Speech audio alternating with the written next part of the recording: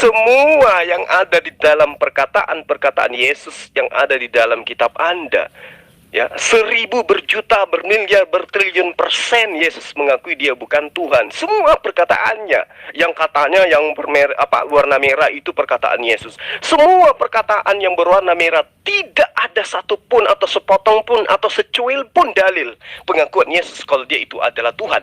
Bahkan semuanya bertriliun-triliun Yesus itu mengakui kekuatannya hanya sebagai manusia. Di mana Yesus mengaku dirinya sebagai Tuhan? Tunjuk satu ayat.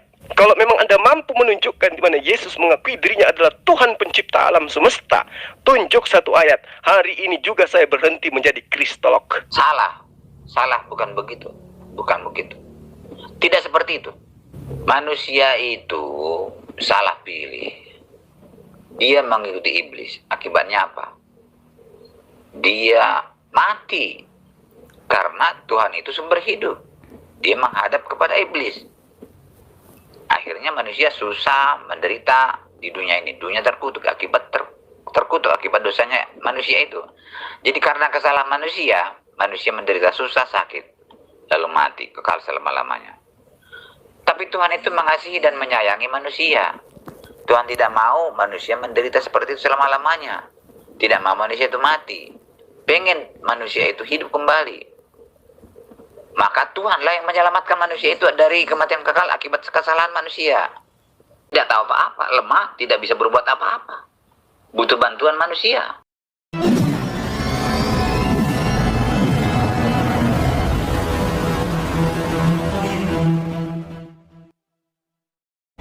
Sebelum kita lanjut, jangan lupa like, subscribe, dan nyalakan loncengnya agar tidak ketinggalan info terbaru lainnya terkini.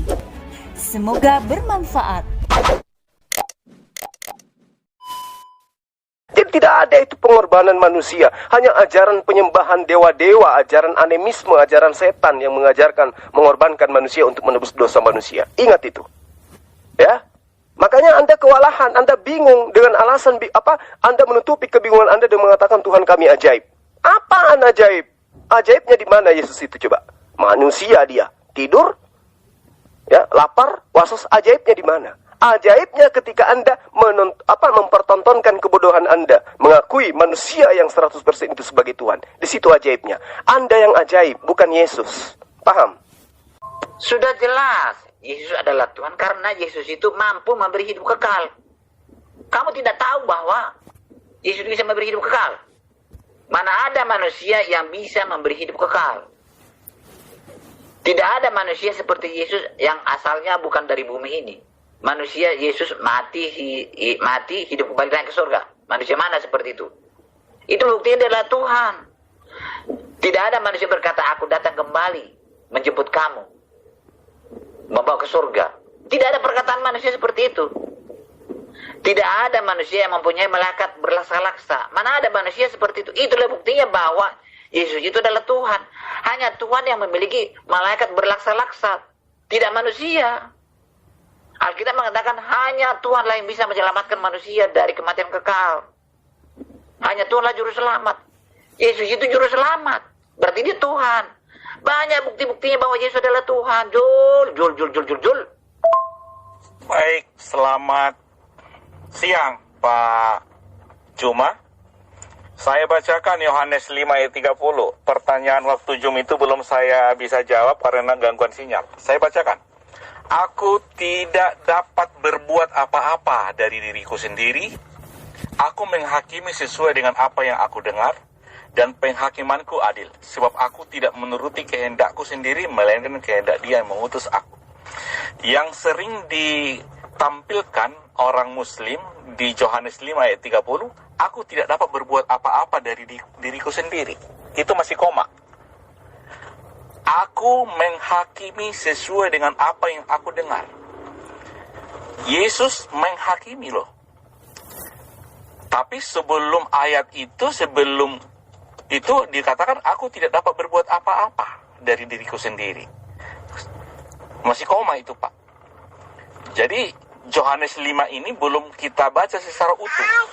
Di waktu Zoom itu saya udah jawab Yohanes 5 ayat 19 dan Yohanes 5 ayat 21 bahwa Bapa membangkitkan orang mati dan menghidupkan orang mati.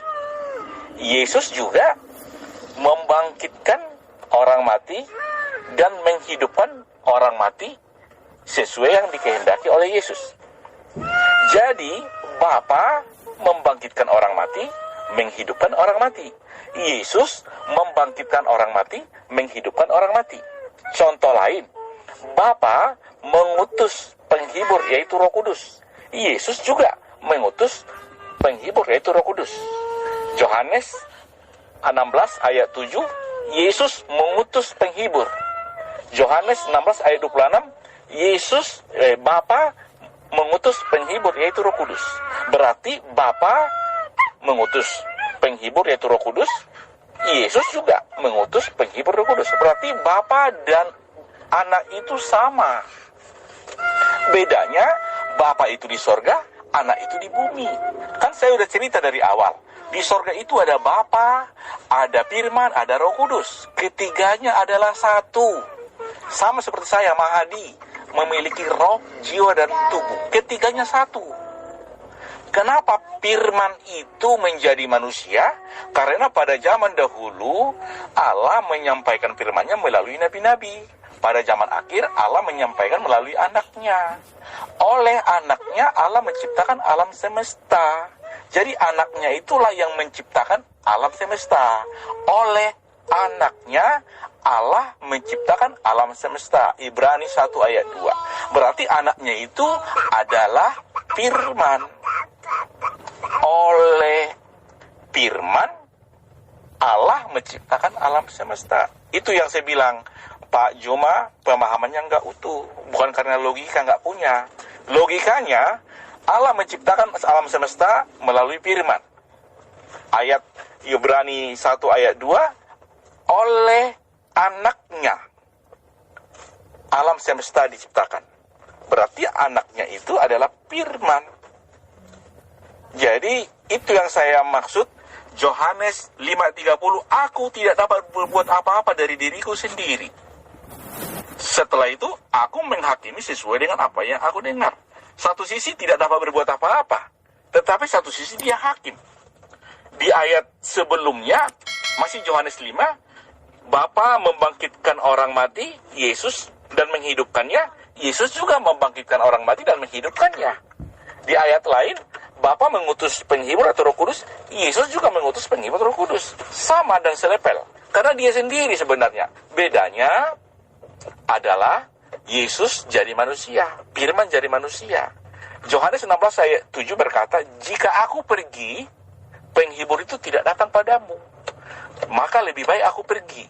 Nah, setelah Yesus terangkat ke sorga, Yesus mengutus penghibur yaitu Roh Kudus.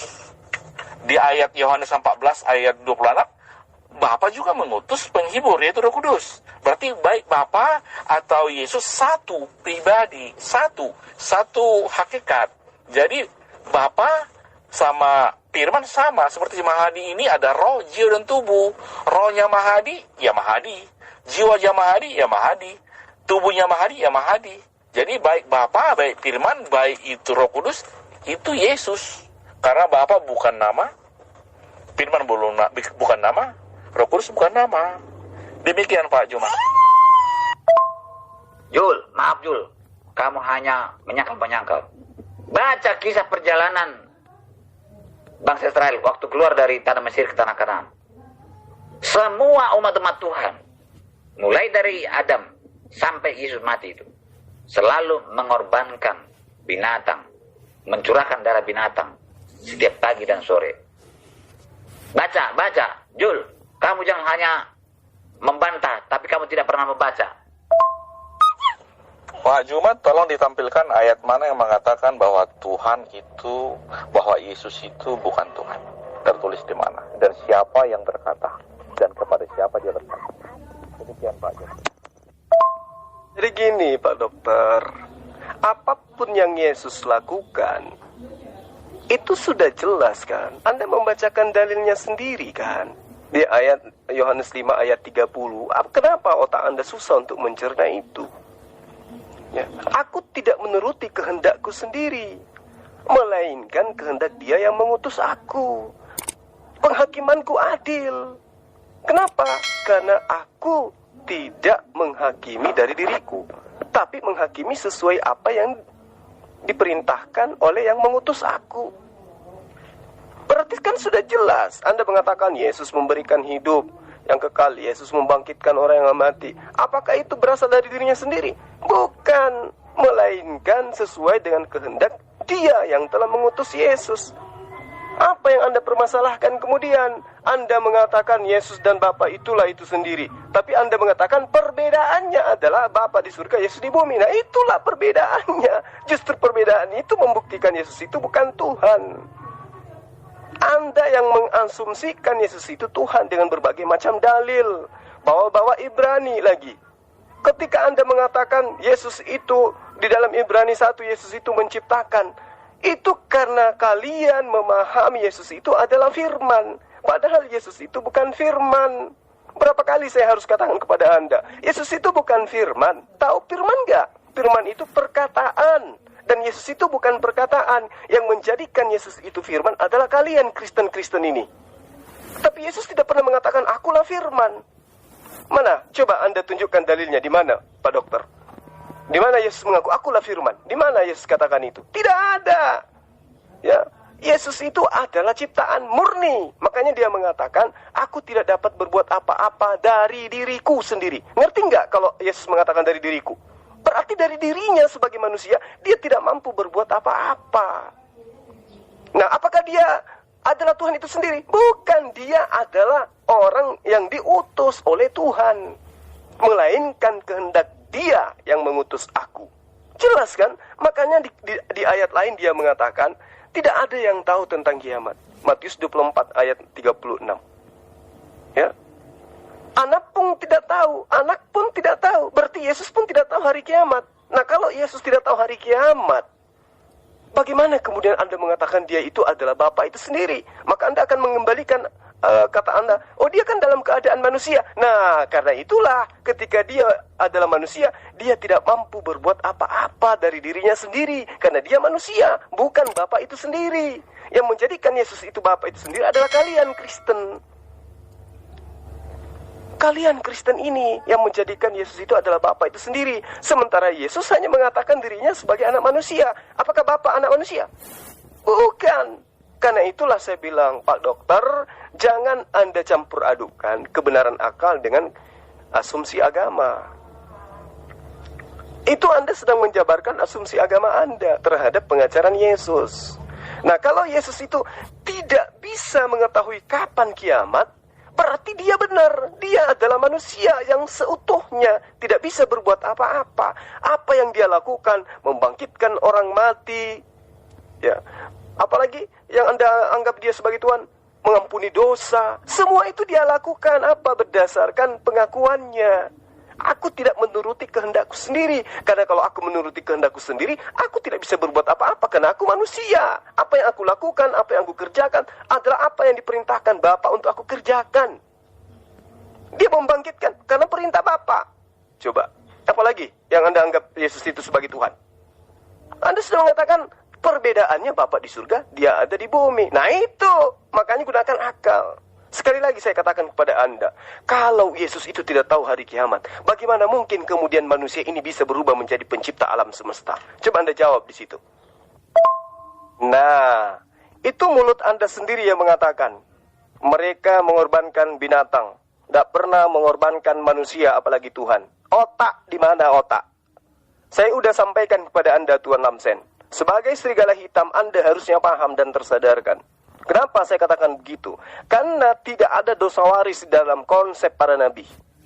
Ketika mereka berdosa, karena akibat daripada hukum Taurat mereka tidak sempurnakan di dalam kehidupannya, maka mereka pada hari Yom Kippur, mereka melakukan pengampunan dosa. Mereka yang pernah merasa melakukan dosa karena tidak mentaati seluruh hukum Taurat, mengakui dosa-dosa mereka di atas kepala seekor kambing.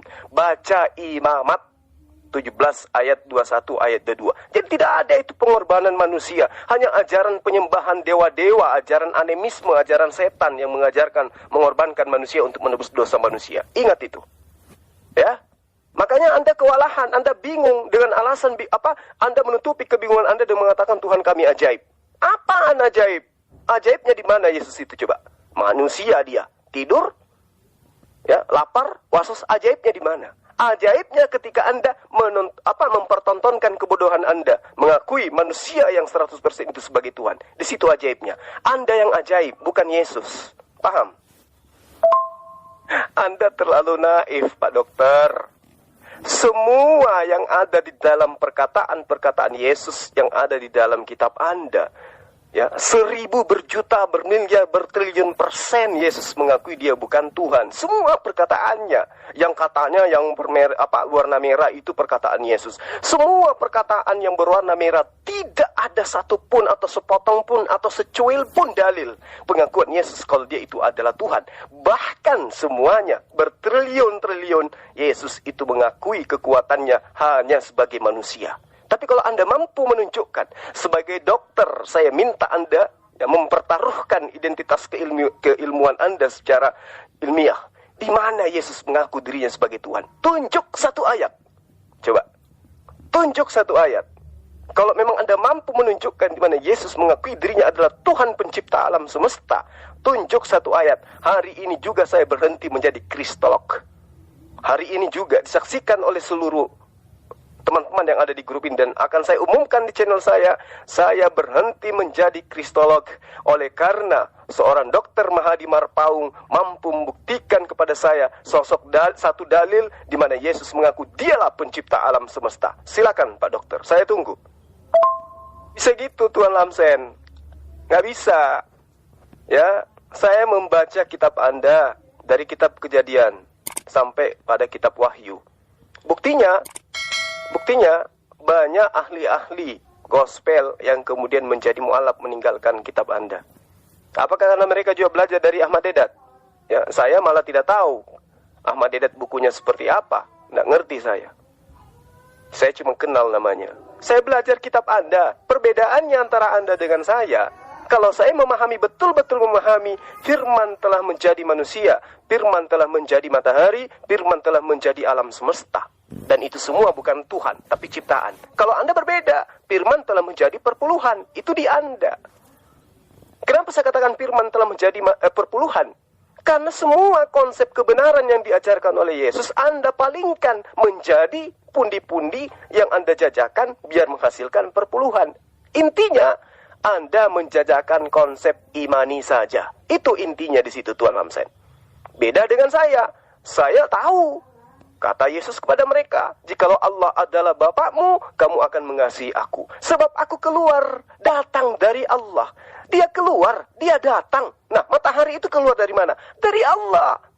Yesaya 55 ayat 11. Semua yang terlontar dari mulutku tidak akan kembali kepadaku sia-sia sebelum mereka menjadi seperti apa yang aku inginkan. Matahari, alam semesta, semua terlontar keluar dari Allah.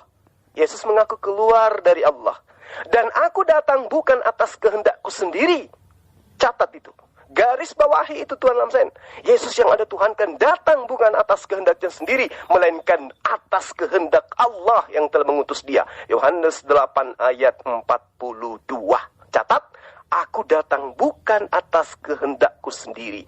Yesus yang dituhankan gagal jika filter mengimaninya adalah konsep akal. Tapi kalau filter mengimaninya adalah firman menjadi perpuluhan, maka itulah yang terjadi terhadap Anda.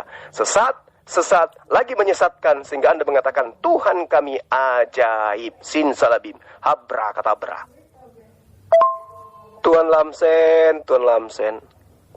Semoga Anda mendengarkan VN saya nantinya. Anda mengatakan Tuhan Anda itu awalnya menciptakan manusia tanpa sakit, tanpa ini, tanpa itu. Itu Anda maunya Anda itu gitu. Tapi Tuhan berkata lain, Tuan Lamsen.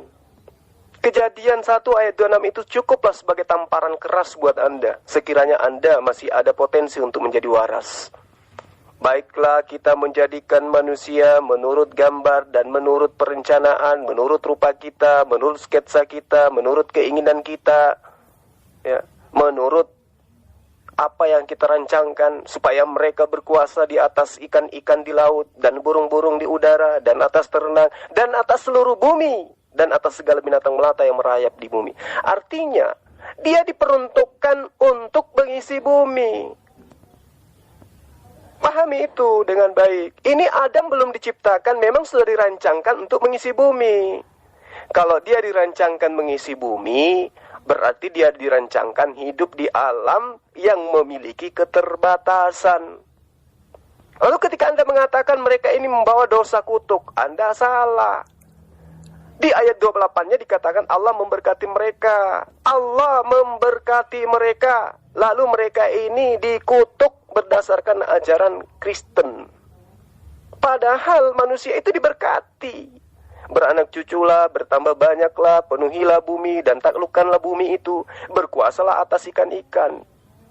Ya, berkuasalah atas burung-burung dan segala binatang yang merayap di atasnya. Ini adalah perintah Allah kepada Adam dan itu digenapi oleh keturunannya. Anda sebagai orang yang tidak menginginkan itu sama dengan setan, sama dengan iblis. Iblis itu sudah merasa nyaman. Ya, tapi dengan terciptanya Adam, dia merasa terganggu. Akhirnya apa yang terjadi? Dia menyalahkan Adam. Gara-gara Adam ini sampai kita harus masuk neraka. Sama dengan Anda. Gara-gara Adam, Anda harus menanggung dosa. Gara-gara Adam, iblis juga menanggung dosa. Apa akibatnya? Kekal di neraka. Begitu juga Anda yang menuduh Adam sebagai akibat daripada dosa. Jadi antara iblis dan Anda itu tidak ada bedanya. Makanya secara terhormat saya sebut Anda itu sebagai serigala hitam. Kalau kemudian Anda mengatakan, itulah makanya Tuhan datang dalam rupa manusia untuk menembus manusia. Pertanyaannya kemudian akan menampar muka Anda. Apakah setelah Yesus datang yang menebus dosa waris, kemudian setelahnya manusia kembali seperti apa yang Anda mimpikan? Yaitu manusia setelah Yesus datang sebagai korban, manusia tidak lagi mengalami maut, manusia tidak lagi mengalami kesusahan. Faktanya, dari Adam sampai hari ini tetap saja manusia itu susah. Sesuai dengan pemikiran Anda. Faktanya dari Adam sampai hari ini, padahal Tuhan Anda sudah datang capek-capek, dibunuh di atas tiang salib, tetap aja faktanya manusia susah. Menurut pandangan Anda kan? Kalau kami umat Islam, kami bahagia hidup di dunia ini. Ada corona, kami bahagia. Ya, karena semua itu dikembalikan kepada Allah. Anda coba, buktinya sebelum Tuhan Anda nuzul menjadi manusia, dibunuh oleh manusia, tidak ada corona. Gimana padahal pada saat sudah ditebus katanya. Justru ada corona. Berarti tidak dapat memberikan efek sama sekali sesuai dengan impian Anda. Yesus mau datang menebus dosa ataupun tidak datang menebus dosa, sama aja. Jadi konsep itu adalah konsep tahu isi basi yang Anda jajakan, Tuan Lamsen. Sadarlah, Tuan Lamsen. Sadar. Kehidupan manusia di muka bumi ini, ya, selain daripada menyembah kepada Allah, itu tidak. Makanya dikatakan, saya tidak menciptakan jin dan manusia, kecuali hanya untuk menyembah kepadaku. Pahami itu dengan baik. Artinya kehidupan kita selaku ciptaan, itu adalah diatur oleh Sang Pencipta. Bukan kita yang mengatur Sang Pencipta. Pahami itu. Yesus berkata seperti itu karena Yesus sebagai manusia. Sebagai manusia bisa bicara seperti itu. Walaupun dia Tuhan. Kamu itu tidak mengerti pengorbanan binatang oleh umat Tuhan sejak dari Adam sampai Yesus itu. Membayangkan. Itu adalah gambaran akan datang manusia berkorban. Yang dikorbankan, darahnya ditumpahkan seperti darah binatang itu. Begitu. Setelah manusia Yesus datang dikorbankan, sudah berhenti mengorbankan darah binatang. Makanya kamu itu, saya tidak tahu belajar dari mana, bagaimana cara kamu belajar baca Alkitab itu. Itu kamu bohong. Kamu bohong. Kalau kamu mempelajari Alkitab saya dengan baik, apalagi kalau percaya, pasti kamu jadi Kristen. Ya, itu buktinya. Kalau kamu pelajari Alkitab dengan baik, tidak akan seperti itu, mengajarkan seperti itu. Kecuali kamu memang sengaja membohongin. Baik, Pak Juma. Yang saya katakan bahwa Allah itu Esa. Di surga Allah itu Esa. Dari Bapa, Iblis, Roh Kudus, dan segala macam. Muhammad memahami alam semesta. Oleh anaknya Allah menciptakan alam semesta. Oleh firman-Nya Allah menciptakan alam semesta. Siapakah firman? Definisi firman adalah perkataan yang keluar dari mulut Allah yang bisa disuruh dan diutus untuk melakukan kehendak Bapa, kehendak Allah. Firman menjadi manusia itu Yesus. Perkataan yang keluar dari mulut Allah menjadi manusia itu Yesus. Perkataan yang keluar dari mulut Allah yang Maha Pencipta itu perkataan yang Maha Pencipta. Perkataan yang keluar dari mulut Allah yang diwahyukan kepada Nabi dan Rasul, ditulis penulis kitab suci, itu juga firman yang tertulis. Jadi bukti lain tertulis di Yesaya 43 ayat 11. Akulah Tuhan dan tidak ada juru selamat selain daripadaku. Akulah yang memberitahukan, menyelamatkan dan mengabarkan, dan bukannya Allah asing yang ada di antaramu. Jadi juru selamat itu adalah Yahweh atau Tuhan yang ada di Perjanjian Baru. Di perjanjian Tuhan yang ada di Perjanjian Lama. Di Perjanjian Baru Lukas 2 ayat 2 sampai 11, malaikat berkata, hari ini telah lahir bagimu juru selamat, yaitu Kristus, Tuhan di kota Daud. Yesus adalah juru selamat. Aku atau Yahweh yang di Perjanjian Lama, namanya itu belum dinyatakan secara jelas. Tapi dia juru selamat. Juru selamat itu Tuhan. Di Perjanjian Baru juga juru selamat itu Tuhan, itu Yesus. Jadi kalau belum memahami bahwa Bapa, Firman, Roh Kudus ketiganya satu, maka dia tidak akan memahami seluruhnya Bible, Perjanjian Lama, Perjanjian Baru. Demikian Pak Juma. Contoh lain adalah bahwa Roh Kudus diutus oleh Yesus, tertulis di Yohanes 16 ayat 7. Ada lebih baik aku jika pergi. Jika aku tidak pergi, maka penghibur tidak akan datang kepadamu. Penghibur itu adalah Roh Kudus. Yohanes 14 ayat 26. Penghibur akan diutus, yaitu Roh Kudus akan diutus Bapa dalam namaku. Jadi Bapa dan Yesus itu satu. Jangan dipisahkan. Cuma ketika Firman telah menjadi manusia, turun ke bumi, dia memang manusia. Jadi kata-kata Yesus selama di bumi itu yang dikuasai oleh Pak Juma. Itu yang dimengerti Pak Juma. Kata Yesus. Yesus dalam posisi manusia. Waktu itu Yesus manusia. Telah menjadi manusia. Yesus tidak berbuat apa-apa, Aku tidak dapat berbuat apa-apa, Aku menghakimi. Satu sisi tidak bisa berbuat apa-apa, satu sisi juga akan menghakimi. Jadi harus utuh. Di Yohanes 5 itu, ayat 11, 21, bahwa apa yang diperbuat oleh Bapa, itu juga diperbuat Yesus. Bapa membangkitkan orang mati, menghidupkannya. Yesus juga membangkitkan orang mati dan menghidupkannya, sesuai dengan kehendak Yesus. Jadi, apa yang diperbuat oleh Bapa itu juga diperbuat Yesus karena orang yang sama, oknum yang sama. Itu bedanya Yesus di bumi, Bapa di sorga. Demikian Pak Juma. Tuan Lamsen. Ujung-ujungnya Anda kembali juga ke kitab Anda. Katanya tanpa Paulus dan kawan-kawan, Yesus itu tetap aja Tuhan. Sekarang Anda mencilat lidah Anda sendiri, mengajarkan ajaran Paulus kembali dengan mengatakan Yesus itu akan kembali, Yesus itu menyelamatkan, Yesus itu memberi hidup yang kekal. Anda salah. Juru selamat itu cuma satu. Ya, tidak ada juru selamat selain daripada Allah. Karena Allah itu juru selamat, maka pola penyelamatannya kemudian adalah mengutus para nabi, mengutus para rasul, membawa aturan-aturan Tuhan. Maka mereka disebut sebagai juru selamat. Tetapi yang menyelamatkan adalah Allah. Mereka adalah wakil Allah untuk menyampaikan cara selamat itu seperti apa. Dan itu juga diajarkan oleh Rasulullah Muhammad sallallahu alaihi wasallam. Qul in kuntum tuhibbunallaha fattabi'uni yuhibbukumullah wa yaghfir lakum dzunubakum wallahu ghafurur rahim. Kalau Anda ingin selamat, maka ikutilah Rasulullah Muhammad sallallahu alaihi wasallam. Salomo juga mengatakan seperti itu. Jika Anda ingin selamat, ikutilah aku. Itu juga Salomo katakan.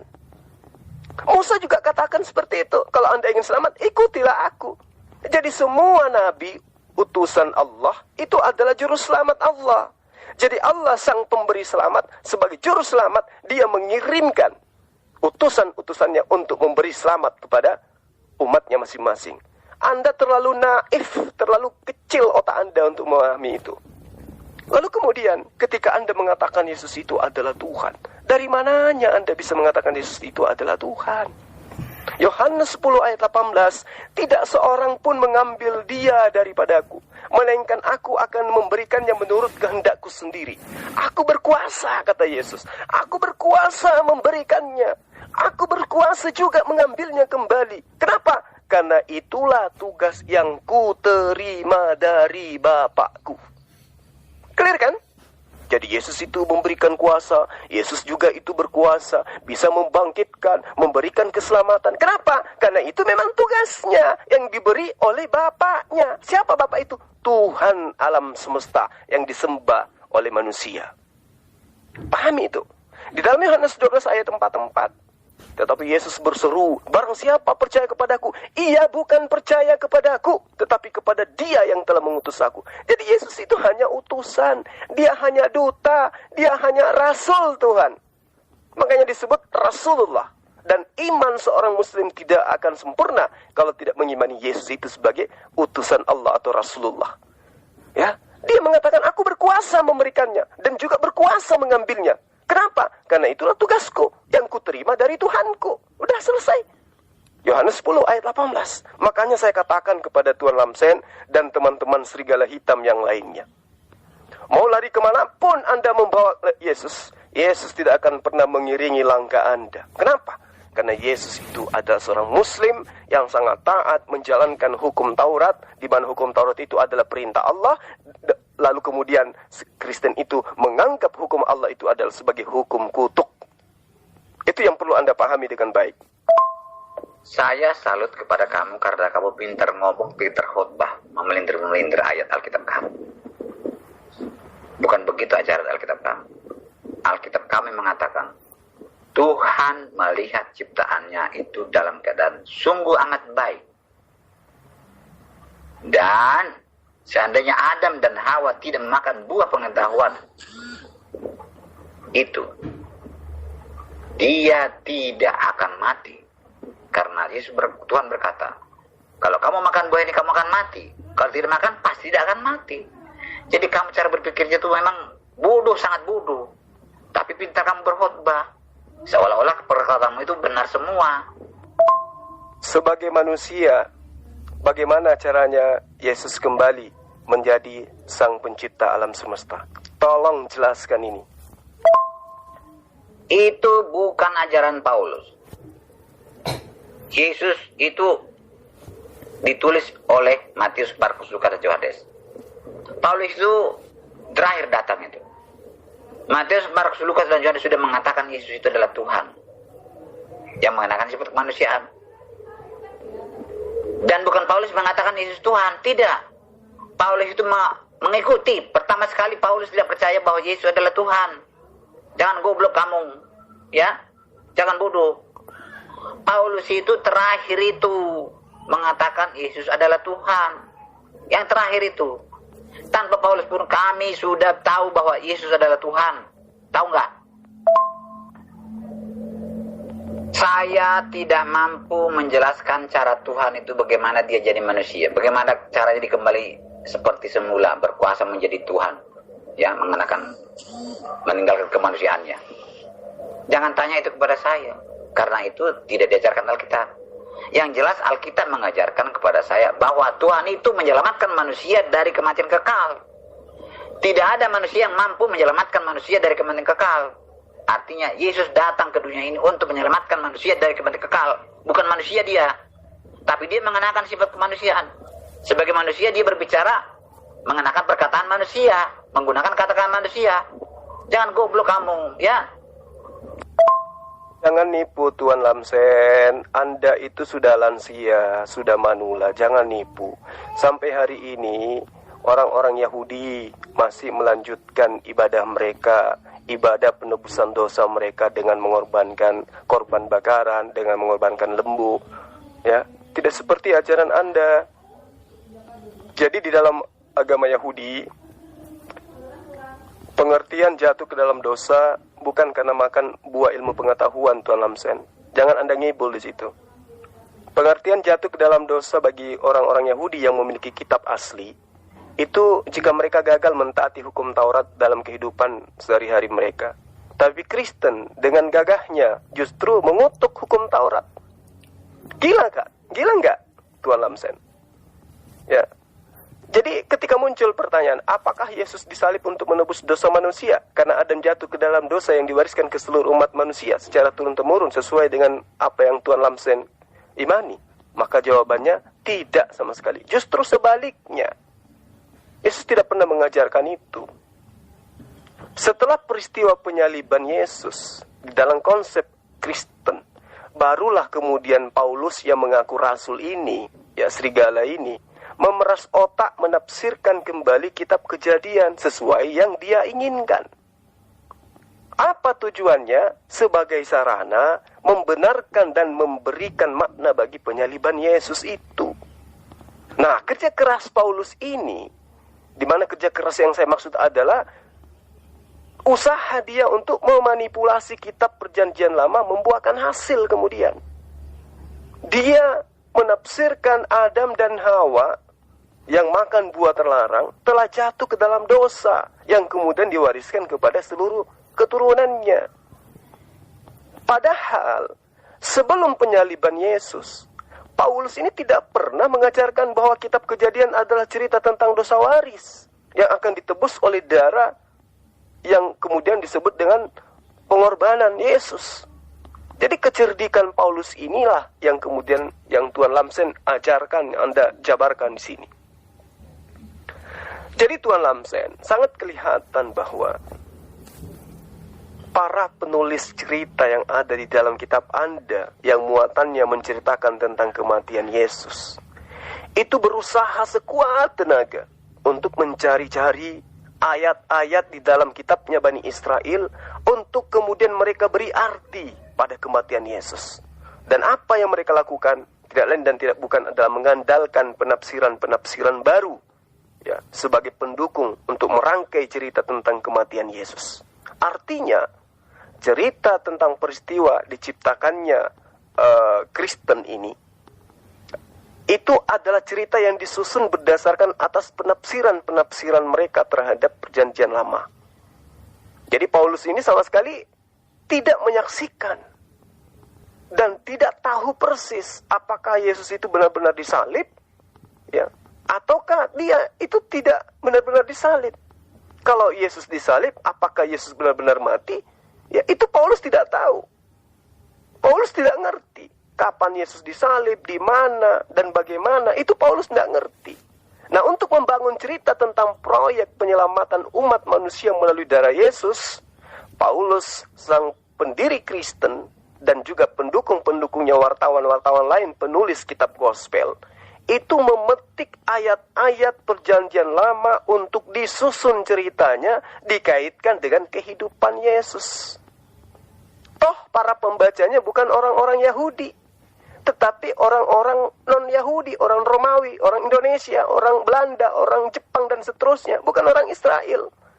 Jadi wajar kemudian kelicikan ini dilakukan oleh Paulus untuk menipu. Ya, para penulis gospel justru menempuh cara yang terbalik dengan menggunakan yang diketahui dalam kitab Perjanjian Lama sebagai bukti dari yang tidak diketahui dalam kehidupan Yesus. Pahami itu. Baca, dengarkan ulang-ulang VN saya supaya Anda paham. Ya. Jadi Kristen itu dibangun atas prakarsa Paulus. Tentang darah, tentang daging, itu adalah ajaran pagan, Tuan Lamsen. Itu tidak diajarkan. Sekali lagi saya katakan, Bani Israel, orang-orang Yahudi memiliki cara lain di dalam konsep pemahaman mereka. Kalau mereka itu jatuh ke dalam dosa, tidak lain dan tidak bukan karena mereka tidak melaksanakan hukum Taurat secara sempurna. Pengertian jatuh ke dalam dosa adalah mereka gagal mentaati hukum Taurat di dalam kehidupan mereka sehari-hari, bukan karena mendapat warisan dosa. Ya, pahami itu. Orang menjadi Kristen itu bukan karena memahami gospel dengan baik, Tuan Lamsen. Bukan. Tetapi karena ketidakberdayaannya menghadapi dan menerima aturan-aturan Tuhan. Sehingga yang mereka tahu, keselamatan itu harus mengikuti aturan Tuhan. Lalu itu sulit bagi dia. Nah, ada opsi lain yang dibikin oleh Paulus. Dengan matinya Tuhan di atas tiang salib, maka kita dibebaskan dari aturan-aturan Tuhan dan kita dimerdekakan dari penghambaan. Galatia 5 ayat 1. Itu yang mereka pakai. Bukan karena mereka memahami gospel, memahami ajaran Yesus, bukan. Tapi karena mereka lebih memilih ajaran yang penuh dengan kenikmatan. Ya, maksiat boleh. Ya, karena katanya orang Kristen itu tidak diikat oleh hukum daging, tidak diikat lagi hukum dunia, maka yang mengikatnya itu adalah hukum rohani, hukum kasih. Jadi apapun bisa mereka lakukan, karena hukum Tuhan itu sudah dibatalkan.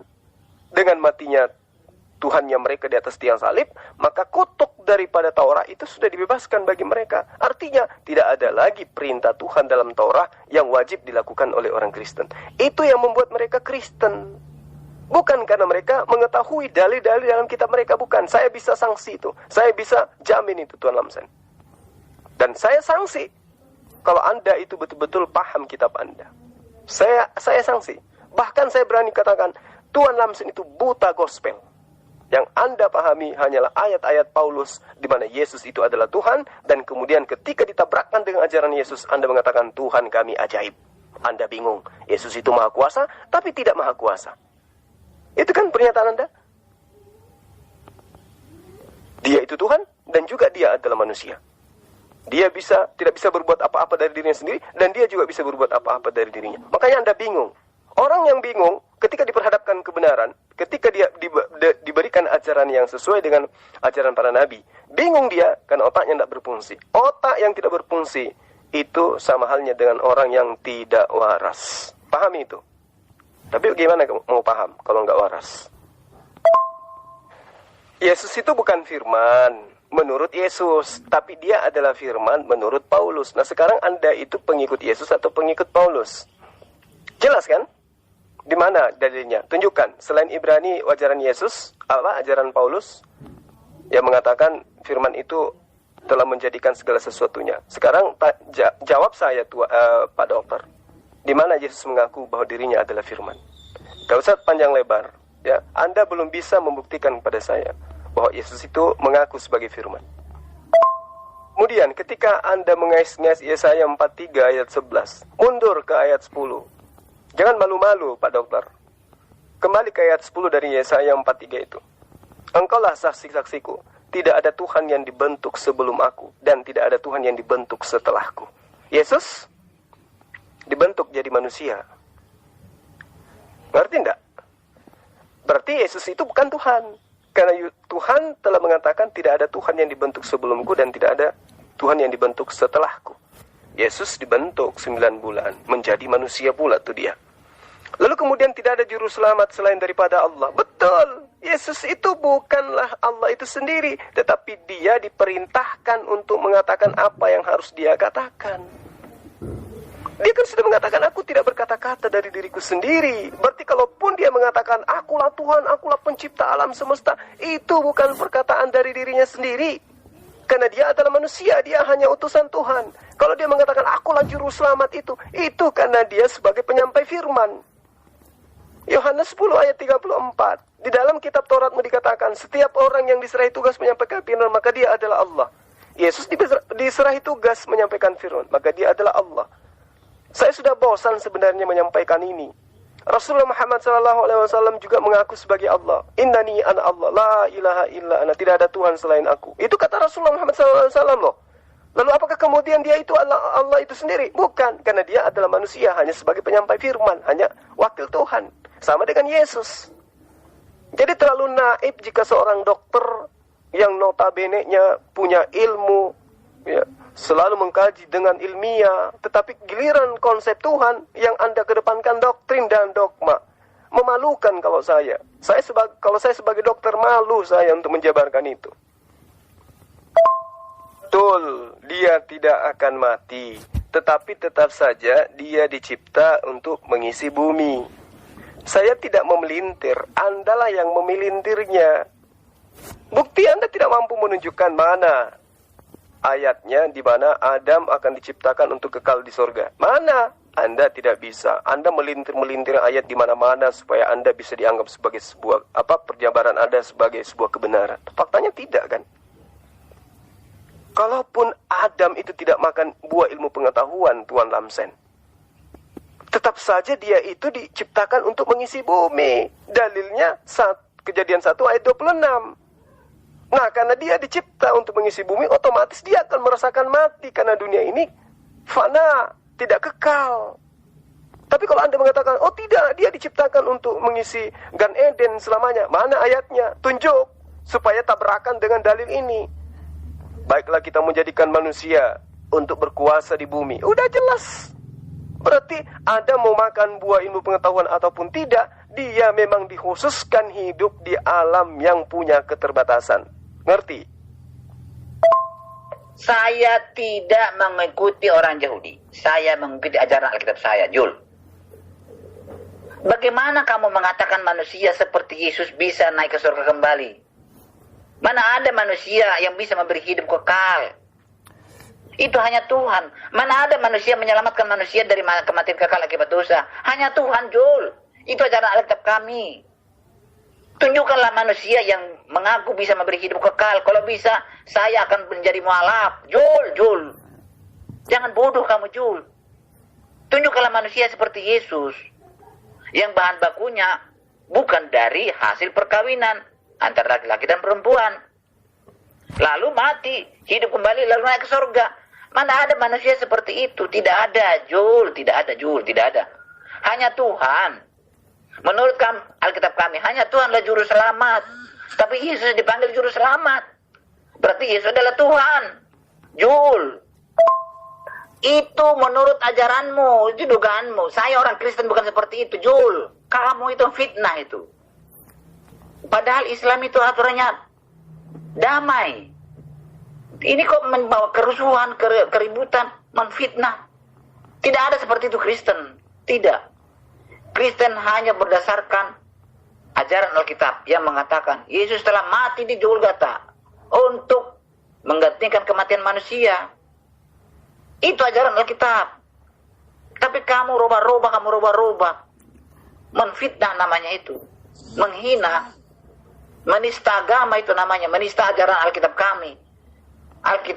Islam itu katanya damai. Padahal menyakiti hati orang. Mana ada damai seperti itu?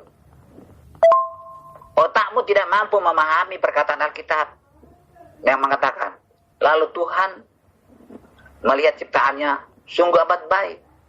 Otakmu tidak mampu memahami apa perkataan Tuhan terhadap Adam. Kalau kamu makan ini, kamu akan mati. Kalau tidak kamu makan, kamu tidak akan mati. Artinya manusia tidak akan mati kalau dia tidak memakan buah itu. Tidak ada perkataan yang seperti kata-kata dalam Alkitab, tapi bisa saya terjemahkan. Jadi otakmu tidak mampu memahami ajaran Alkitab. Terbalik Tuan Lamsen, jangan Anda ngigau. Kalau di gereja boleh Anda nipu seperti ini. Di hadapan saya jangan, Tuan. Saya ajari ya. 27 kitab yang ada di dalam kitab Perjanjian Baru milik Anda itu, pahami, tidak disusun berdasarkan urutan tahun penulisan. Sekali lagi, kitab Anda itu tidak disusun berdasarkan urutan tahun penulisan, melainkan disusun berdasarkan kronologis sejarah kisahnya, dan sebagian karena sifat-sifat muatan daripada sastra yang tersusun di dalamnya. Itu yang Anda harus pahami. Kenapa harus Matius dulu? Kenapa harus Markus dulu? Kenapa harus Lukas dulu? Kenapa harus Yohanes dulu? Kenapa baru Kisah Para Rasul? Kenapa? Karena itu bercerita tentang sejarah, ya, sesuai dengan muatan yang ada kemudian tulisannya. Apa muatan yang ada di dalam tulisan daripada pengarang tersebut? Bukan karena Matius lebih dulu menulis, bukan karena Markus lebih dulu menulis, bukan karena Lukas lebih dulu menulis, tidak. Tetapi di dalam tulisan orang yang ditengarai Matius, padahal bukan Matius, ya, orang yang disebut Markus tapi bukan murid Yesus, orang yang menulis kitab Lukas yang adalah, ya, pesuruh daripada Paulus, pendiri Kristen, kemudian Yohanes yang bukan anak Nikodemus, dan Kisah Para Rasul tulisan asisten Paulus itu sendiri, itu dituliskan bukan berdasarkan urutan tahun, tetapi berdasarkan atas sejarah yang mereka tuliskan di dalamnya. Pahami itu dengan baik. Kemudian surat-surat kiriman seperti tulisan Paulus, Roma, Korintus, Galatia, Efesus, Filipi, Kolose, Tesalonika, kemudian Timotius, Titus, dan seterusnya, termasuk satu lagi apa tuh, Filemon. Nah, itu dituliskan karena belakangan dibilang disusun di kitab Anda karena memang dia hanya menyurat kepada orang-orang non-Yahudi. Sementara kitab Matius, Markus, Lukas, dan seterusnya menceritakan secara universal tentang Yesus dan hubungannya dengan murid-muridnya, serta hubungan Yesus dengan Tuhannya. Bukan karena mereka bertemu dengan Yesus, bukan. Paham itu. Paulus karena belakangan ngirim-ngirim surat, itu ceritanya tidak menceritakan tentang kisah Yesus, kelahiran Yesus, bukan. Tapi itu penuh dengan dogma. Muatan surat-surat Paulus itu hanya dogma. Makanya surat-surat kirimannya ada juga yang disebut Ibrani, Yakobus, Petrus, 1 Yohanes, 2 Yohanes, 3 Yohanes, Yudas, dan seterusnya. Itu semua yang Anda harus pahami, ya. Kemudian ada lagi kitab nubuatan, kitab mimpi, yaitu kitab Wahyu. Nah, Anda harus pelajari itu, metode itu. Jadi periode sebelum Masehi sampai 30 Masehi itu adalah masa kehidupan Yesus yang kemudian diuraikan di dalam kitab yang sudah dikanon, Matius, Markus, dan seterusnya itu. Bukan berarti lebih duluan ditulis, tetapi menceritakan tentang masa 5 sebelum Masehi sampai 30 Masehi. Kemudian periode perkembangan 30 Masehi sampai 60 Masehi itu adalah masa perkembangan karya kerasulan. Makanya di situ dituliskan karya-karya Paulus di tahun itu. Nah, kemudian selanjutnya tahun 60 Masehi sampai 100 seterusnya itu adalah karya yang kemudian diputuskan untuk dituliskan lalu disebar kemana-mana secara terjemahan. Itu yang Anda harus pahami. Jadi kitab Anda itu tidak disusun berdasarkan tahun penulisannya, bukan, tapi berdasarkan cerita yang ada di dalamnya. Jadi jangan membodohi orang, Tuan Lamsen. Bukan manusia, tetapi dia menggunakan sifat kemanusiaan. Lalu kemudian ketika ditanya, Tuhan yang hanya memanfaatkan sisi kemanusiaan ini menjadi Tuhan, ternyata tidak mampu menjadi Tuhan kembali. Anda tidak mampu menjelaskan itu. Kenapa? Karena memang Yesus itu bukan Tuhan. Anda menuhankan Yesus itu karena ajaran Paulus dan kawan-kawan. Yesus tidak pernah mengajarkan itu, makanya Anda kesusahan, ya. Mau taraf profesor pun di dalam agama Anda tidak akan mampu memberikan penjelasan seperti jelasnya bagaimana kemudian Yesus diciptakan. Kalau saya mampu memberikan penjabaran bagaimana Yesus diciptakan berdasarkan kitab Anda. Tetapi ketika Anda yang menuhankan Yesus yang adalah ciptaan ditanyai bagaimana caranya ciptaan menjadi pencipta, Anda bingung. Karena memang sejatinya Yesus itu adalah ciptaan. Itu kuncinya. Anda tidak mampu ya menjabarkan, mengasumsikan sekalipun, tidak mampu Anda untuk mengatakan bahwa Yesus itu kembali menjadi sang pencipta alam semesta. Kenapa? Karena memang manusia tidak bisa menjadi pencipta. Pahami itu. Dengan kata lain, Yesus itu bukan Tuhan. Ngerti Tuan Lamsen? Anda mengatakan saya tidak memahami kitab Anda. Ternyata terbukti Anda yang tidak paham, bukan? Anda tidak bisa menjabarkan Yesus itu menjelma kembali menjadi Tuhan. Karena memang Yesus itu bukan Tuhan. Anda hanya mengatakan tidak ada manusia yang mampu memberikan hidup yang kekal. Faktanya Salomo mengaku dia bisa memberikan hidup yang kekal, yang penting ikut ke dia. Rasulullah Muhammad SAW juga demikian. Qul in kuntum tuhibbunallah fattabi'uni. Ikutilah aku, kata beliau. Ya, untuk apa mengikuti Rasulullah Muhammad SAW? Untuk memberi hidup yang kekal, untuk menerima hidup yang kekal. Coba. Dan orang yang diberi hidup yang kekal itu kelak akan disebut dengan orang yang bertakwa. Dan orang yang bertakwa itu kembalinya kemana? Ke jannah, ke surga, paradiso. Dia kembali ke jannah. Nah, untuk menjadi orang yang bertakwa harus ikut kepada siapa? Ikut kepada Rasulullah Muhammad SAW. Qul in kuntum tuhibbunallah fattabi'uni. Ikutlah kepada aku, kata Rasulullah. Berarti bukan cuma Yesus yang beri hidup yang kekal, Rasulullah Muhammad SAW juga. Itu fakta, ada dalilnya.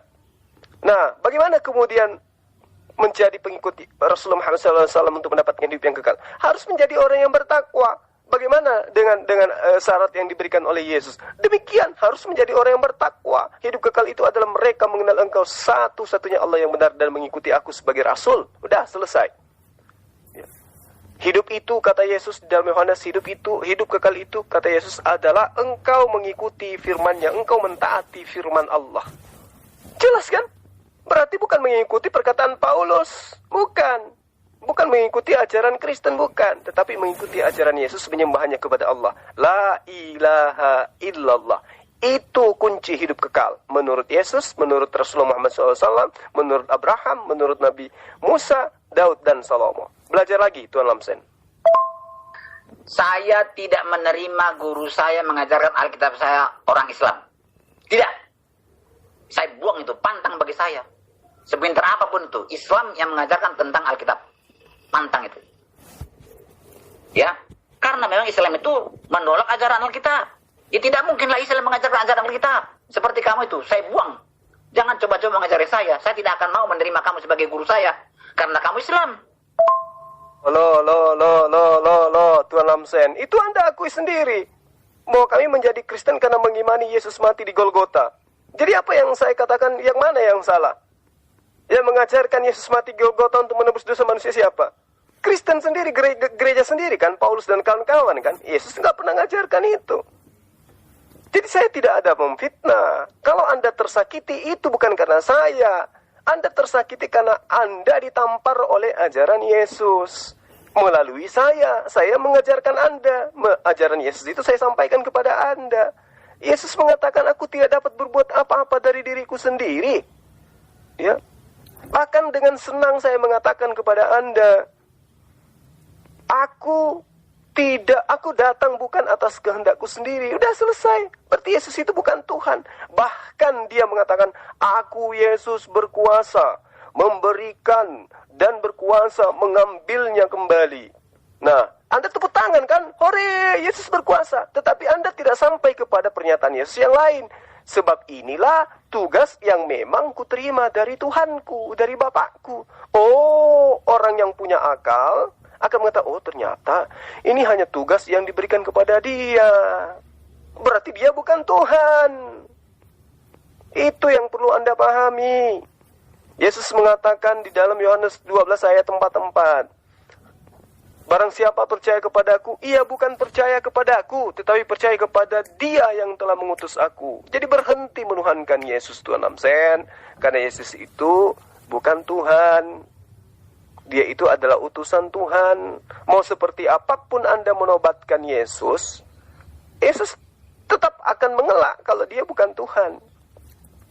Ya, dia akan tetap mengelak. Yohanes 14 ayat 10. Tidak percayakah engkau pada aku? Bahwa aku di dalam Bapa, Bapa di dalam aku. Wahai orang Kristen, tepuk tangan. Oh, Yesus itu Tuhan, karena Tuhan ada di dalam dia di dalam Tuhan. Tetapi ayat selanjutnya, apa yang aku katakan kepadamu, tidak aku katakan dari diriku sendiri. Tetapi Bapa yang diam di dalam aku, dialah yang melakukan pekerjaannya. Jadi Yesus melakukan apapun, itu bukan Yesus, tetapi Bapa yang bekerja di situ. Artinya, apapun yang diperlihatkan oleh Yesus, mujizat apapun yang dipertontonkan Yesus, itu bukan dari dirinya, tetapi mujizat, kemampuan, keluar biasaan yang diberikan oleh Tuhannya untuk ia perlihatkan kepada manusia. Saatnya Anda siuman, Tuan Lamsen. Kalau Yesus bukan Tuhan, Mana mungkin dia bisa menyelamatkan manusia dari kematian kekal? Kalau Yesus bukan Tuhan, mana mungkin dia bisa memberi hidup kekal kepada manusia? Goblok kamu ya. Manusia mana bisa memberi hidup kekal kepada manusia? Kamu itu menyakiti hati orang Kristen saja, penghinaan kamu itu. Hanya menghina, menista, mengejek kerjaanmu. Kalau agama dari Tuhan itu tidak bisa menyakitkan seperti ini. Damai yang di bawahnya. Bukan membuat sakit hati orang. Jadi Islam-Islam sekarang, bukan Islam yang sebenarnya, bukan.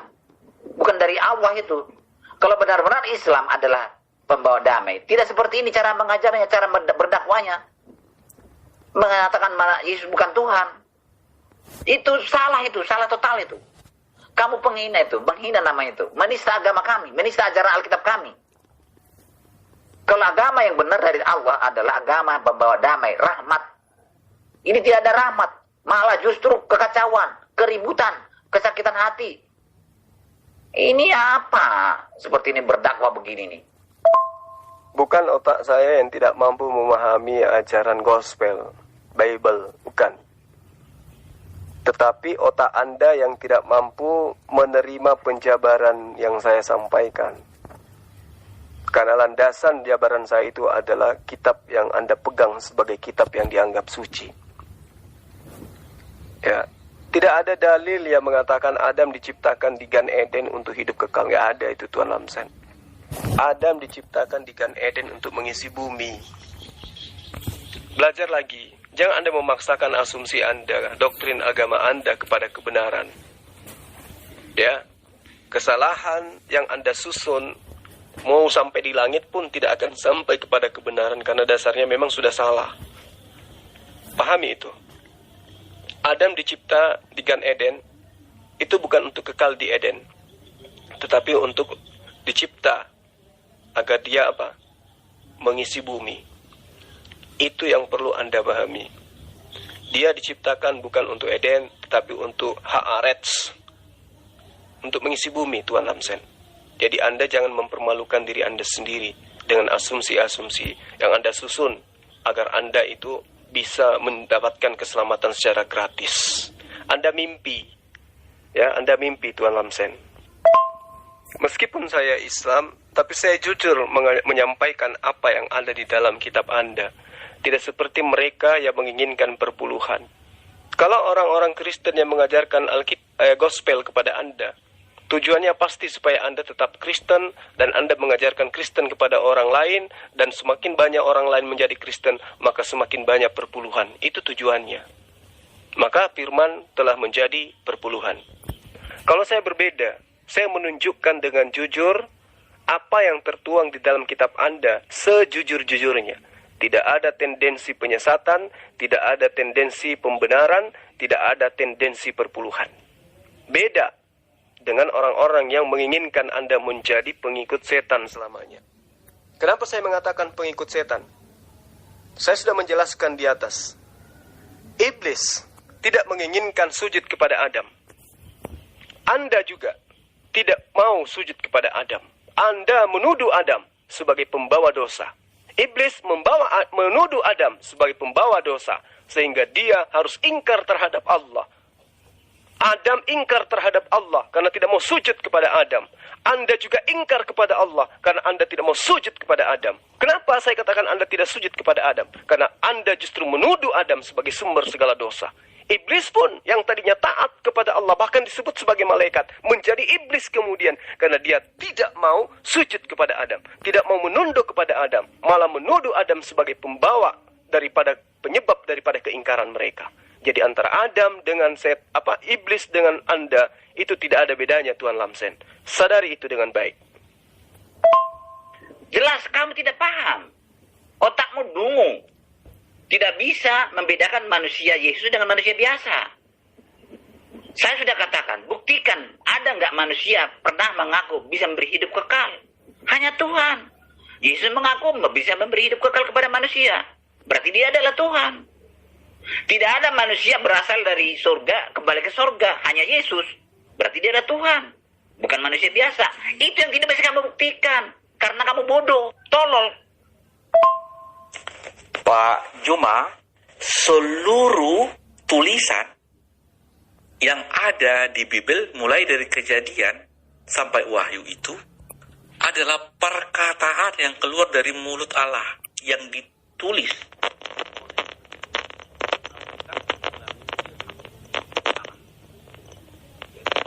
Tidak pernah kata-kata manusia yang tulis. Ini firman ya, firman yang keluar dari mulut Allah itu diwahyukan kepada para nabi dan rasul. Dituliskan penulis tersuci Bible. Jadi bukan Paulus. Pak Juma, Paulus itu siapa?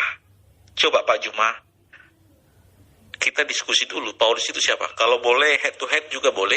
Bicara Paulus itu siapa? Siapa itu Paulus? Siapa itu Saulus?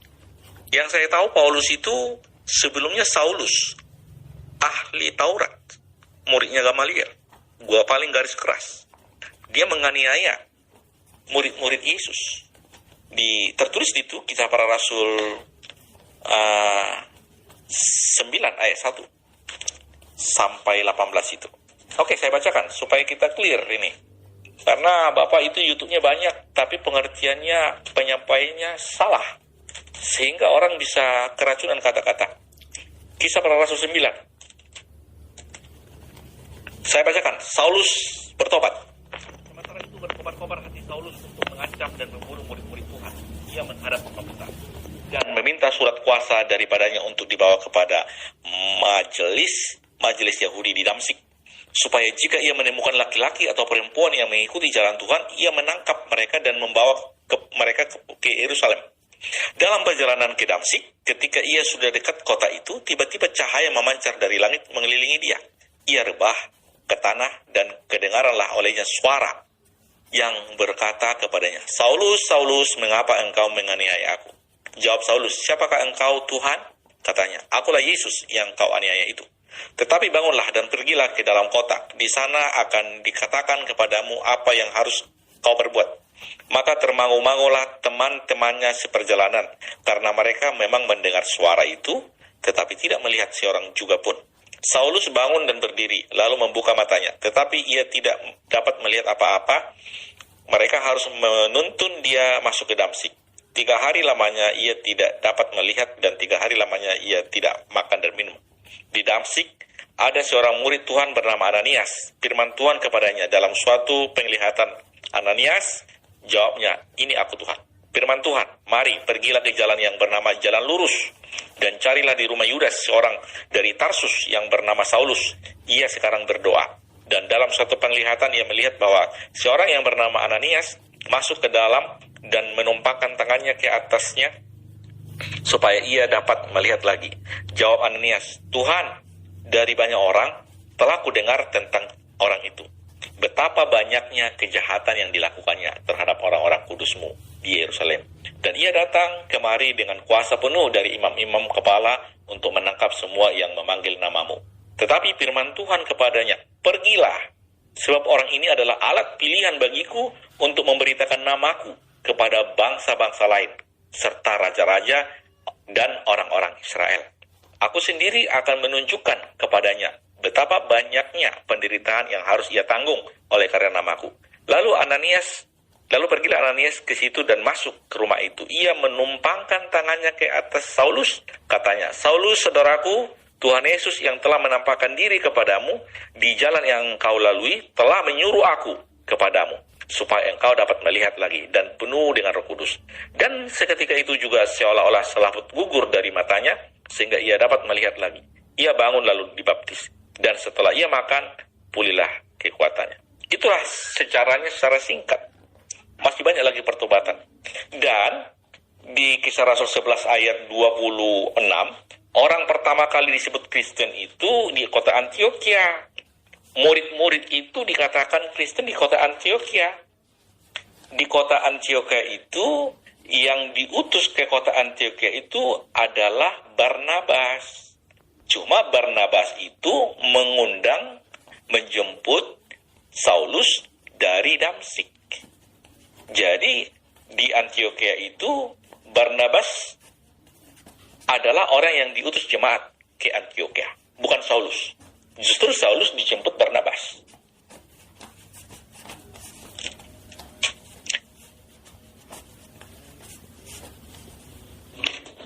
Kisah Rasul 11 ayat 24 itu, karena Barnabas adalah orang baik, penuh dengan Roh Kudus dan iman, sejumlah orang dibawa kepadanya Tuhan. Lalu pergilah Barnabas ke Tarsus untuk mencari Saulus, dan setelah bertemu dengan dia, ia membawa ke Antioquia. Mereka tinggal bersama-sama dengan jemaat itu 1 tahun lamanya sambil mengajar banyak orang. Di Antioquia lah murid-murid itu untuk pertama kali disebut Kristen. Disebut Kristen, bukan disebut beragama Kristen. Jadi yang memuridkan itu Barnabas, bukan Saulus. Itu Pak Juma. Kamu yang goblok. Sudah jelas tercatat di Alkitab, Yesus mati di Golgota. Yesus berkata bahwa dia menyerahkan nyawanya untuk keselamatan manusia dengan cara tersalib seperti itu. Makanya kamu itu mengambil potongan-potongan Alkitab, menyalah-nyalahkan Kristen. Saya tidak mengikuti ajaran Kristen, saya mengikuti ajaran Alkitab. Kamu itu tidak mengerti dan tidak tahu bahwa Yesus itu adalah Tuhan, karena kamu bodoh. Tidak ada manusia seperti Yesus datang dari surga kembali ke surga. Tidak ada. Tidak ada manusia seperti Yesus mampu memberi hidup kekal. Itulah kebodohanmu. Coba buktikan, ada nggak manusia seperti itu?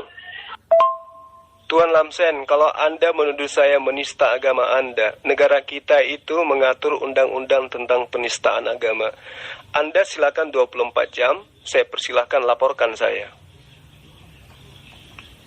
Dan di dalam persidangan saya minta untuk di-live-kan ke seluruh dunia tentang tuduhan saya, karena saya akan membela diri.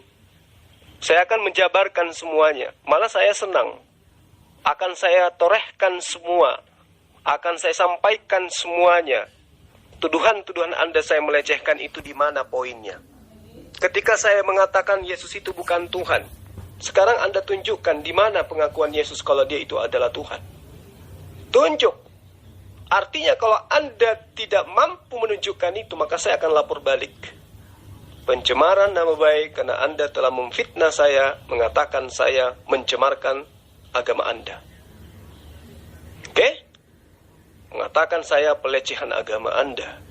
Padahal manusia yang Anda sembah, di dalam Yohanes 15 ayat 30, dengan jelas dia mengatakan, jikalau kamu menuruti perintahku, kamu akan tinggal di dalam kasihku, seperti aku menuruti perintah Bapakku dan tinggal di dalam kasihnya. Yesus menaati perintah Bapaknya. Dan kalaupun Anda menaati perintahnya Yesus, Anda pun akan tinggal di dalam kasihnya Yesus, seperti Yesus tinggal di dalam kasihnya Bapaknya. Kalau Yesus yang tinggal di dalam kasihnya Bapaknya, yang taat kepada perintah Bapaknya, Anda tuhankan, maka Anda pun yang taat kepada perintah Yesus dan tinggal di dalam kasihnya, Anda juga adalah Tuhan. Coba Anda pikirkan. Di mana letak saya mencemarkan agama Anda, menghujat agama Anda? Bahkan Yesus mengatakan di dalam Yohanes 14 ayat 31, Tuan Lamsen, bangunlah, marilah kita pergi dari sini. Ya. Tetapi supaya dunia tahu bahwa aku mengasihi Bapa dan Bapa, ya, dan bahwa aku melakukan segala sesuatu seperti yang dipakan Bapakku kepadaku. Bangunlah. Aku melakukan segala sesuatu seperti yang diperintahkan Bapa kepadaku. Berarti Yesus itu adalah pesuruh. Yesus itu adalah budak. Dia adalah anak buah. Dia adalah suruhan. Di dalam ajaran agama Islam diberi label terhormat, disebut dengan Rasulullah. Aku melakukan segala sesuatu seperti yang diperintahkan oleh Bapa kepadaku. Aku menghidupkan orang, berarti itu perintah Bapakku. Aku membangkitkan orang, itu perintah Bapakku. Aku mengampuni orang, itu perintah Bapakku. Yang Tuhan siapa di sini? Jadi jelas Yesus itu bukan Tuhan. Dia mengatakan, aku berkata, tidak aku katakan dari diriku sendiri. Berarti Yesus bukan Tuhan. Lalu siapa yang mampu berkata dari diri Yesus? Bapa. Itu yang perlu Anda pahami. Jadi kalaupun Anda mengatakan Anda tersakiti, itu karena Anda ditampar oleh ajaran Yesus yang disampaikan melalui saya. Karena nubuatan Yesus memang, Roh Penghibur itu akan datang untuk mengingatkan kalian tentang aku, untuk mengajarkan segala kebenaran. Dia yang akan mengajarkan segala sesuatunya tentang aku. Maka kami mengajarkan itu kepada Anda, mengingatkan Anda kepada ajaran Yesus yang sesungguhnya. Yesus bukan Tuhan, tetapi dia adalah utusan Tuhan, dia adalah suruhan Tuhan. Bertobatlah Tuan Lamsen. Jelas kamu menista agama saya, menista Alkitab saya. Itu penistaan tidak berlaku bagi Islam, hanya untuk Kristen. Lihat, percayalah nggak keadaan dunia Indonesia sekarang ini. Kalau saya mengatakan Muhammad bukan Nabi, Pak, saya ditangkap. Tapi kalau kamu mengatakan Yesus adalah manusia, enak-enak aja. Bukan menista, meluruskan. Itu enaknya Islam di Indonesia. Kalau Tuan Lamsen itu tidak bodoh, maka Tuan Lamsen sudah bisa menjelaskan kepada saya bagaimana manusia bisa berubah menjadi pencipta alam semesta. Yesus itu manusia, okelah, dia manusia yang beda daripada manusia yang lain.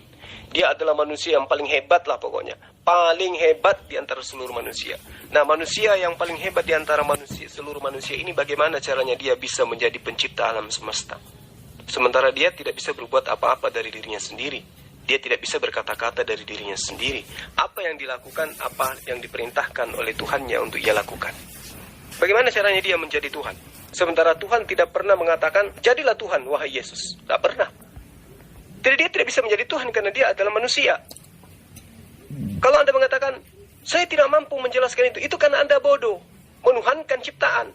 Dan ketika Anda dimintai, coba Anda buktikan bahwa ciptaan yang Anda sembah itu adalah pencipta. Anda tidak bisa. Anda hanya mengatakan, Tuhan kami ajaib.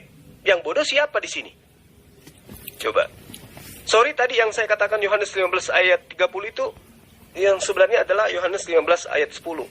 Mohon maaf, saya keliru menyebut ayat. Ya, jadi Tuan Lamsen, Yohanes 15 ayat 10, ya, maaf ya. Jadi saya hanya ingin mengatakan begini, Tuan.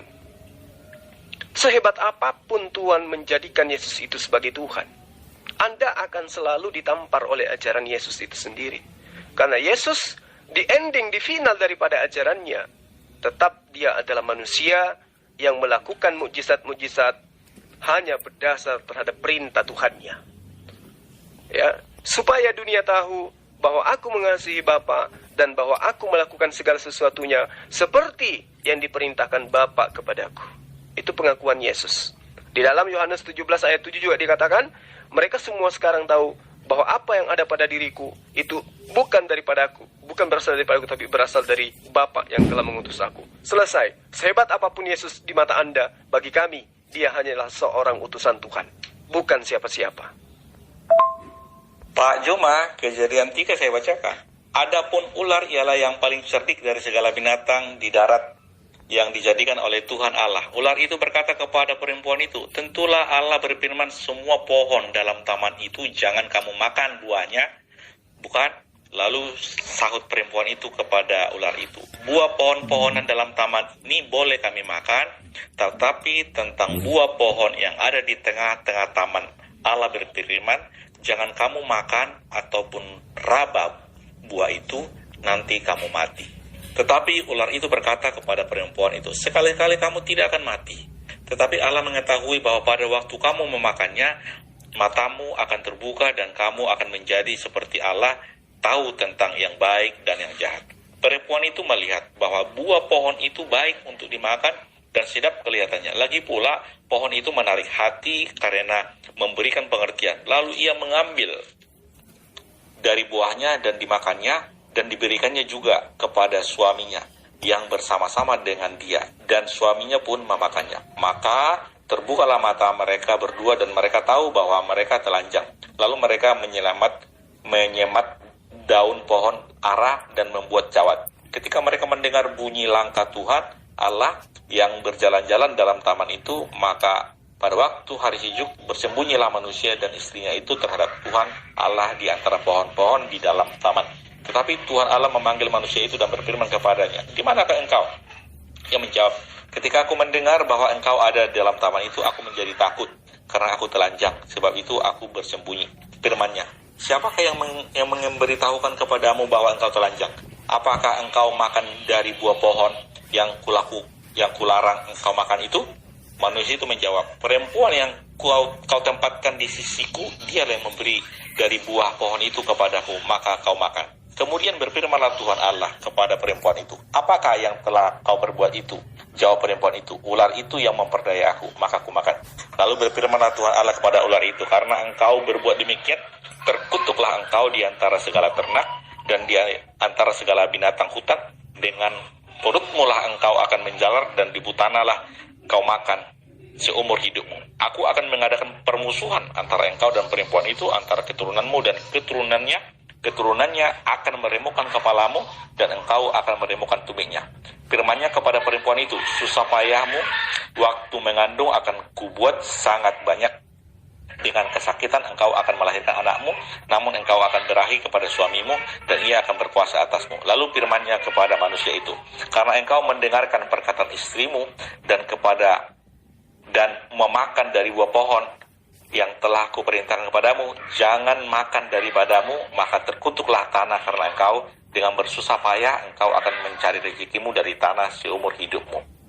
Semak duri dan rumput duri akan dihasilkan bagimu, dan tumbuh-tumbuhan di padang akan menjadi makananmu. Dengan berpeluh engkau akan mencari makananmu sampai engkau kembali lagi menjadi tanah, karena dari situlah engkau diambil, sebab engkau debu dan engkau akan menjadi debu kembali. Jadi Pak Juma, di ayat 3 itu, tetapi tentang buah pohon yang ada di tengah-tengah taman, Allah berfirman, jangan kamu makan atau raba buah itu, nanti kamu mati. Mereka memakan itu bukan serta merta mati. Dari awal Allah mau menciptakan manusia itu hidup kekal. Tapi karena mereka melanggar, maka manusia itu akan mati. Yang pertama mati adalah rohaninya, bukan tubuhnya. Walaupun dari awal Tuhan mau menciptakan mereka kekal selama-lamanya, tanpa kematian. Tetapi karena mereka melanggar, akhirnya mereka harus mati. Yang pertama mati adalah rohani mereka. Mereka terkutuk dan mereka terusir dari Taman Eden. Inilah yang saya terangkan dulu ketika kita diskusi mengenai lahir kembali, lahir dari air dan roh. Ya, Pak Juma, lahir dari air dan roh. Jika tidak dilahirkan dari air, dia tidak bisa melihat kerajaan sorga atau kerajaan Allah. Yohanes 3 itu. Saya bacakan supaya jangan salah. Ini bukan tafsir, ini tertulis. Yang tertulis kita pelajari bersama-sama, nanti Roh Kudus akan memberitahukan pengertian-pengertian baru kepada orang yang membuka hati. Ada orang mencari firman Tuhan untuk mencari-cari kesalahan, tapi ada mencari untuk mencari kebenaran. Yohanes 3 ayat 3, saya bacakan. Yesus menjawab, katanya, aku berkata kepadamu sesungguhnya jika seorang tidak dilahirkan kembali, ia tidak dapat melihat kerajaan Allah. Maksud dilahirkan kembali adalah roh yang sudah mati akibat dosa kesalahan Adam itu harus dilahirkan kembali. Ayat 5, jawab Yesus, aku berkata kepadamu sesungguhnya jika seorang tidak dilahirkan dari air dan roh, ia tidak dapat masuk ke dalam kerajaan Allah. Jadi kalau tadi dilahirkan kembali tidak dapat melihat, belum masuk. Sekarang kalau dilahirkan dari air dan roh, baru bisa masuk ke dalam kerajaan Allah. Dilahirkan dari air, dan air itu di sini menggambarkan firman. Firman itu, air hidup itu Yesus sendiri. Dan roh itu Roh Kudus. Setelah rohnya dilahirkan kembali, maka Roh Kudus akan memenuhinya, akan membimbing, menuntunnya. Makanya dikatakan 1 Yohanes 2 ayat 27, tidak perlu lagi engkau diajari oleh orang lain. Jika memang Roh Kudus sudah mengurapi atau mengajari, sudah memenuhi, gitu. Jadi Pak Juma, kesaksian Anda kelihatannya hebat. Bicara tentang perpuluhan. Perpuluhan itu milik Lewi, ya. Karena Yakub memiliki 12 anak laki-laki, 1 perempuan Dina, nggak terhitung. Dari 12 itu, suku Lewi ini tidak memiliki hak warisan tanah. Jadi bagian dia adalah waktu melayani bait suci. Kalau zaman sekarang itu para hamba Tuhan, para pendeta yang full time, sepenuh hati, sepenuh waktu. Jadi bagian mereka adalah pelayanan di situ. Jadi itu cikal bakalnya itu. Jadi kalau ada memang orang ingin melayani, cari uang, Sama seperti pendeta Henry Tandianta. Dia 4 tahun diskusi dengan saya. Dia pernah bersaksi kepada saya, belajar Mormon, bersaksi saksi Yehova, belajar semua dipelajarinya, diramu, diracik sedemikian rupa. Dan dia melayani melalui YouTube dan menampilkan rekening. Dan orang bisa mentransfer. Itu sebenarnya urusan dia pribadi sama Tuhan. Dan itu dia sendiri yang membuat. Tanpa sinode, tanpa berbadan hukum, tanpa ada pertanggungjawaban kepada siapapun. Itu pribadi dia kepada Tuhan. Beda dengan denominasi yang lain. Ada sinodenya, ada berbadan hukum, ada resminya, ada penatuannya, ada hierarkisnya di sana. Tetapi saya tidak mau membahas itu. Karena Pak Juma bilang perpuluhan itu. Perpuluhan itu adalah bagian suku Lewi dari awalnya. Suku Lewi itu ada melayani Tuhan. Hidupnya untuk Tuhan. Sama seperti pastor. Pastor itu tidak menikah, khusus melakukan pelayanan untuk Tuhan. Khusus murni untuk pelayanan. Tetapi banyak orang membuli. Tidak mengapa. Saya fokus kepada itu. Jadi Pak Juma, pemahaman Bapak memang banyak tentang itu, tapi salah. Karena Bapak, motivasi Bapak belajar Bible bukan mau lahir kembali. Lahir dari air dan roh. Terima Roh Kudus. Roh Kudus, aku buka hati saya, ajari saya. Engkau menjadi Tuhanku, Rajaku yang aku sembah. Karena Tuhan itu roh, tidak memiliki daging. Tetapi di dalam Muslim, Tuhan Allah itu adalah zat. Ini perbedaan-perbedaan itu. Jadi Pak Juma belajar Alkitab atau belajar Bible itu dengan cara belajar Quran. Itu berbeda. Isa Al-Masih yang di Al-Quran itu bukan Yesus Kristus yang di Bible. Jauh beda. Jadi Yesus yang di Bible itu adalah Allah sendiri. Sementara Isa Al-Masih bukan Allah. Banyak lagi perbedaan-perbedaannya. Demikian Pak Juma. Itu menurut Anda. Itu menurut Anda. Coba Anda baca di dalam Lukas 1. Tepolius yang mulia. Apakah itu adalah firman Allah? Ya. Coba Anda gunakan akal. Banyak orang yang berusaha menyusun suatu berita tentang peristiwa-peristiwa yang telah terjadi di antara kita. Apakah ini firman Tuhan? Apakah ini adalah perkataan yang keluar dari mulut Tuhan? Apakah Anda ingin mengatakan bahwa Lukas itu adalah Tuhan Anda? Sangat disayangkan. Belum lagi kalau kita bercerita tentang surat-surat Paulus.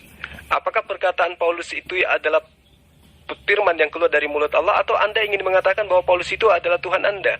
Berarti benar nubuatan Yesus di dalam Yohanes 8 ayat 44. Iblislah yang menjadi bapakmu dan kamu mau melakukan keinginan-keinginan bapakmu. Karena itu fakta. Anda menuhankan Yesus karena keinginan Paulus.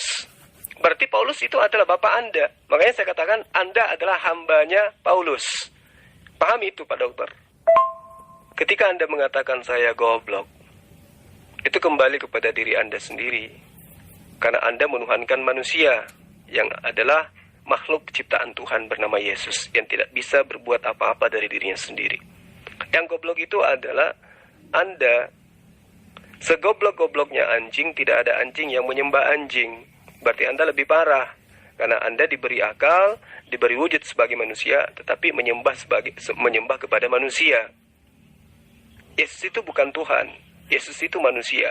Makanya saya katakan Anda akan kesulitan untuk menjabarkan bagaimana caranya manusia Yesus berubah menjadi Tuhan. Coba Anda jelaskan. Kalau saya mampu menjelaskan bagaimana kemudian Yesus itu diciptakan melalui kitab Anda. Nah, Anda tidak mampu membuktikan bagaimana Yesus bisa berubah menjadi pencipta alam semesta. Ketika dia manusia, dia tidak bisa berbuat apa-apa dari dirinya sendiri. Dia berkata bukan dari dirinya sendiri. Yohanes 14 ayat 10. Ya, apa yang dia lakukan adalah apa yang diperintahkan oleh Bapa untuk ia lakukan. Dia bukan Tuhan. Dan Anda tidak mampu membuktikan bagaimana caranya makhluk manusia yang tidak bisa berbuat apa-apa ini berubah menjadi maha kuasa. Nggak bisa. Nggak bisa. Karena itulah saya mengatakan, ketika Anda mengatakan saya goblok, yang goblok sebenarnya itu siapa? Jangan ngigau Tuan Lamsen. Jangankan Rasulullah Muhammad SAW Anda tolak sebagai Nabi. Yesus yang Nabi saja Anda tolak. Abraham yang Nabi saja Anda tolak. Makanya saya katakan Anda dengan iblis itu nggak ada bedanya. Ya, Anda menuduh Adam membawa dosa sampai Anda harus ditebus. Itu ajaran dari mana itu? Tebus menebus itu tidak diajarkan oleh Yesus. Berapa kali saya harus menekankan pengajaran ini terhadap Anda? Ya, berapa kali saya harus mengajarkan kepada Anda bahwa Yesus itu bukan Tuhan? Capek rasanya, Tuhan. Orang-orang Yahudi yang mempunyai kitab yang kemudian Anda jadikan acuan pembenaran tentang penebusan dosa, karena Anda diwarisi dosa sama Adam. Mereka memahami bahwa jatuh ke dalam dosa itu bukan karena makan buah ilmu pengetahuan, bukan karena makan buah baik dan buruk, tetapi jatuh ke dalam dosa itu karena mereka gagal mentaati hukum Taurat dalam kehidupan mereka sehari-hari. Ya, berapa kali saya harus katakan itu? Ya. Yesus itu mengajarkan tauhid yang menegaskan bahwa tidak ada yang wajib disembah selain daripada Allah yang maha suci lagi maha tinggi. Dan itu adalah musuh besar Paulus. Ketika Yesus mengajarkan bahwa darah itu haram, sebaliknya Paulus memandang darah itu sebagai sajian suci yang wajib diminum untuk memberikan kehidupan yang baru. Baca 1 Korintus 10 ayat 16. Dari sanalah Anda tumbuh menjadi seorang pagan yang menyembah berhala, Tuan Lamsen.